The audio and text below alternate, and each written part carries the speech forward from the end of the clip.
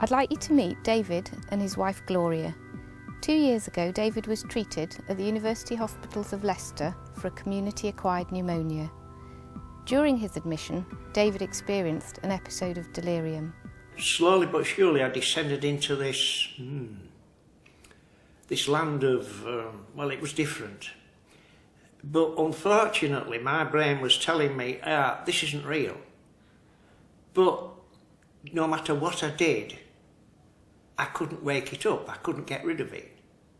So this is the first experience. It's quite frightening, really. Delirium affects up to half of our adult inpatients.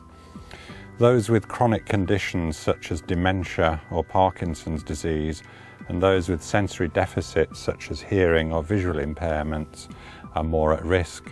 Unfortunately, delirium is not very well recognised and frequently leads to poorer outcomes.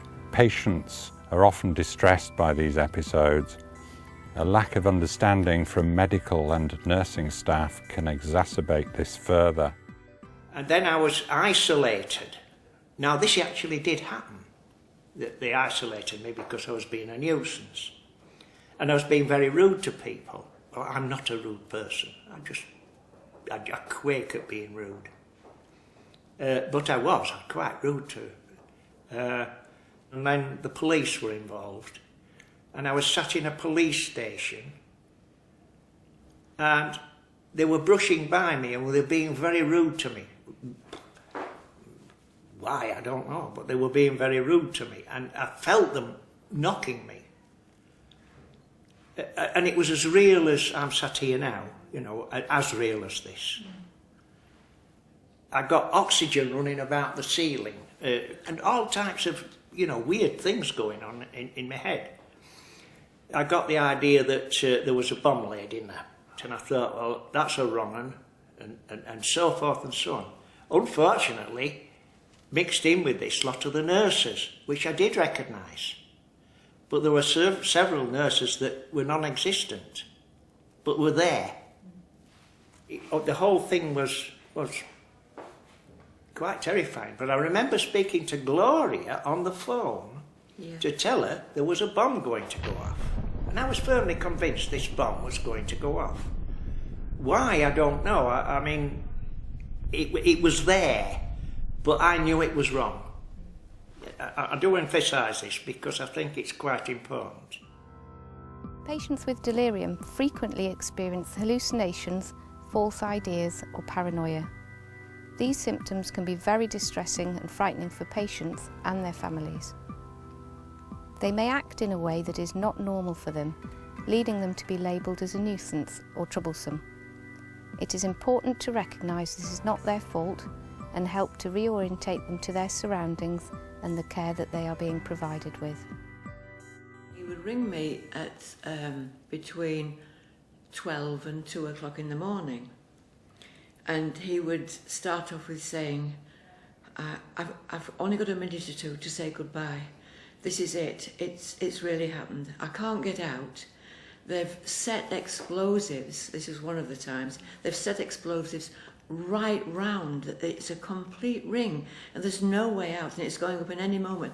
So I've only got a minute or two to...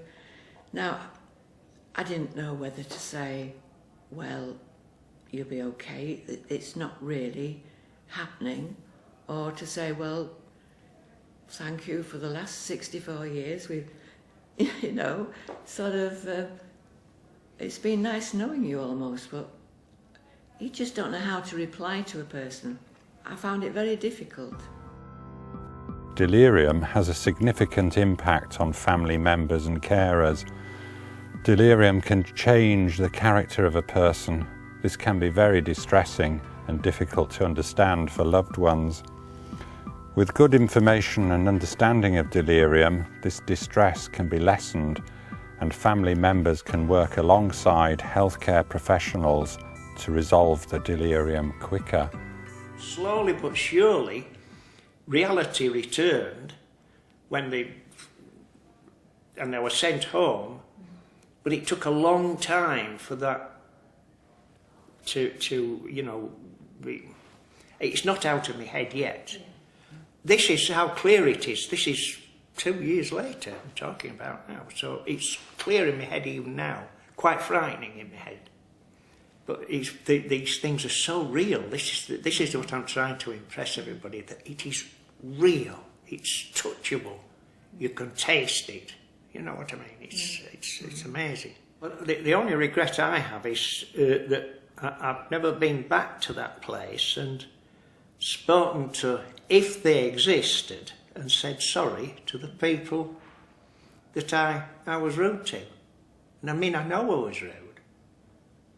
But that affects me greatly, in actual fact. Even now, you know, I think I can see her face, and I think, oh, I hurt her, you know, and I don't hurt people. I'm not built that way. David was in hospital for 3 weeks, recovering from his pneumonia and delirium. He was subsequently discharged home to his wife, Gloria. He remains distressed by his memories of his delirium, experiences that he still remembers vividly 2 years on. If you feel that your patient is more confused or more withdrawn than normal, think delirium and work to find, investigate and treat any cause. Your prompt actions can reduce the severity and duration of a delirious episode and improve outcomes for our patients.